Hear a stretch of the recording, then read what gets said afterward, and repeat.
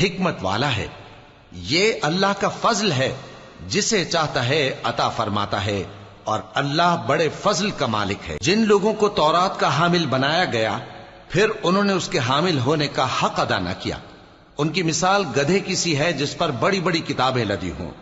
جو لوگ اللہ کی آیتوں کی تکذیب کرتے ہیں ان کی مثال بری ہے، اور اللہ ظالم لوگوں کو ہدایت نہیں دیتا۔ کہہ دو کہ اے یہود، اگر تم کو یہ دعویٰ ہو کہ تم ہی اللہ کے دوست ہو اور دوسرے لوگ نہیں، تو اگر تم سچے ہو تو ذرا موت کی آرزو تو کرو۔ اور یہ لوگ ان اعمال کے سبب جو یہ کر چکے ہیں ہرگز اس کی آرزو نہیں کریں گے، اور اللہ ظالموں سے خوب واقف ہے۔